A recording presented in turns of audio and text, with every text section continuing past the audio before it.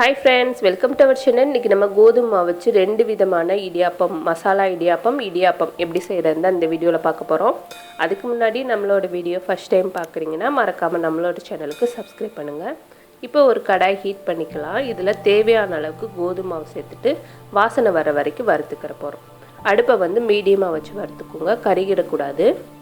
நல்லா கைவிடாம mix பண்ணிட்டு இருந்தீங்கன்னா நல்ல வாசனை வந்துட்டு இதை எடுத்து வேற பவுல்ல மாத்திக்கலாம். இப்போ வேற பவுல்ல மாத்துனதுக்கு அப்புறமா இது கூட ஒரு 2 டீஸ்பூன் அளவுக்கு நல்லெண்ணெய் சேர்த்துக்கோங்க. இடியாப்பம் நல்லா ஒட்டாம வரும். நல்லெண்ணெய் சேர்த்ததுக்கு அப்புறமா நல்லா mix பண்ணிக்கலாம்.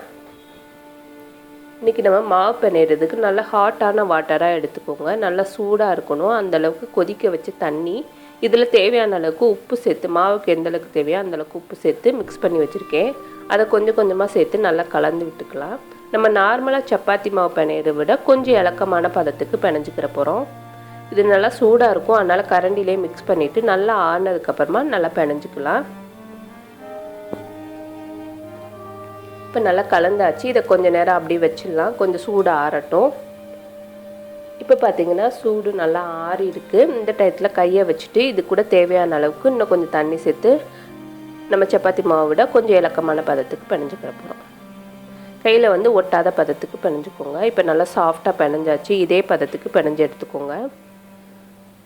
அடுத்து நம்ம இடியாப்பம் புளியறதுக்கு தட்டுல துணி வச்சிருக்கேன். இதுல நம்ம பிணைஞ்சு வச்ச மாவை நல்லா ரோல் பண்ணிட்டு இடியாப்ப கட்டையில கொஞ்சம் ஆயில் தடவிட்டு தேவையான அளவுக்கு மாவு வச்சுக்கலாம். மாவு வச்சுட்டு ஒரு 2 சுத்து மட்டும் சுத்துனா போதும். ஒவ்வொரு இதுலயும் ஒரு 2 சுத்து சுத்திக்கிற போறோம்.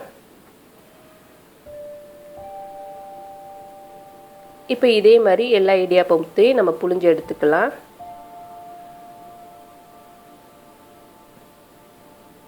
இப்போ புளிஞ்சதுக்கு அப்புறமா வேக வைக்கிறதுக்கு ஒரு சட்டியில தேவையான அளவுக்கு தண்ணி ஊத்திட்டு ஒரு 5 நிமிஷம் மட்டும் வேக வச்சுக்கிற போறோம்.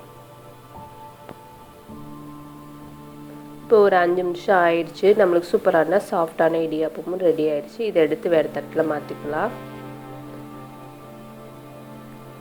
நம்ம ஆயில் சேர்த்திருக்கனால ஒட்டாது. அதே போல நம்ம இந்த மாதிரி வறுத்து செஞ்சிருக்கனால நல்லா சாஃப்ட்டா இருக்கும், உதிரியாவும் இருக்கும். இதை எடுத்து வேற பவுல்ல மாத்திக்கலாம். இது கூட வெஜிடபிள் பாயா வச்சு சாப்பிடலாம். இன்னைக்கு நான் தேங்காய் பால் வச்சிருக்கேன்.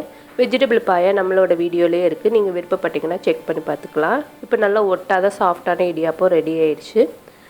ஆட்டுக்கால் பாயா, வெஜிடபிள் பாயா, தேங்காய் பால் இதுல ஏதாச்சும் ஒன்று நீங்க வச்சு ட்ரை பண்ணி பாருங்க. டேஸ்ட் நல்லா இருக்கும். அடுத்து நம்ம மசாலா இடியாப்பம் செய்யறதுக்கு ஒரு கடாயில 2 டேபிள் ஸ்பூன் நல்லெண்ணெய் சேர்த்துக்கோங்க.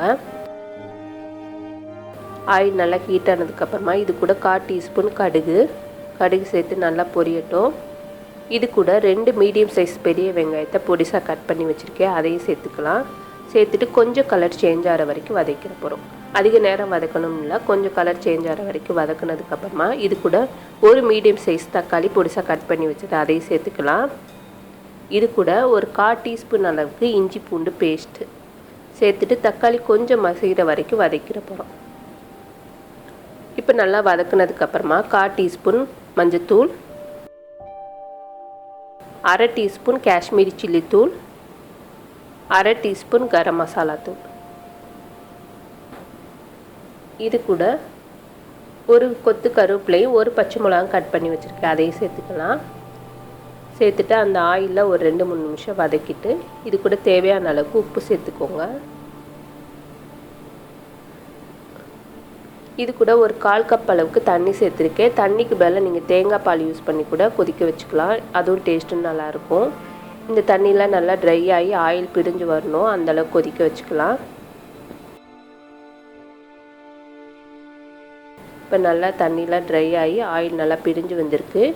இந்த டயத்துல நம்ம உதுத்து வச்ச இடியாப்பத்தை சேர்த்துக்கோங்க. இது ஒரு 2 பேர் சாப்பிட்ற அளவுக்கு மசாலா ரெடி பண்ணியிருக்கோம்.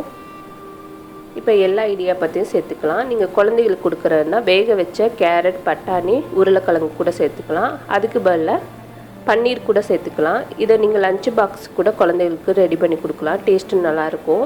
நம்ம நூடுல்ஸ்க்கு பதிலாக இந்த மாதிரி ட்ரை பண்ணி பாருங்கள். டேஸ்ட் நம்ம நூடுல்ஸ் சாப்பிட்ற அதே டேஸ்ட்டுக்கே இருக்கும். இப்போ நல்லா ஒரு 2-3 நிமிஷம் அந்த மசாலாலாம் நல்லா மிக்ஸ் ஆகிற வரைக்கும் வேக வச்சாச்சு. இதுக்கு மேலே கொஞ்சம் கொத்தமல்லி சேர்த்துட்டு இதை எடுத்து வேற பவுலில் மாற்றிக்கலாம். இப்போ நம்மளோட டேஸ்டான மசாலா இடியாப்பம் ரெடி ஆயிடுச்சு. இந்த 2 ரெசிபியும் நீங்கள் ட்ரை பண்ணி பாருங்கள். இந்த வீடியோ உங்களுக்கு பிடிச்சிருந்தா லைக் பண்ணுங்கள், ஷேர் பண்ணுங்கள், மறக்காமல் நம்மளோட சேனலுக்கு சப்ஸ்கிரைப் பண்ணுங்கள். தேங்க்யூ.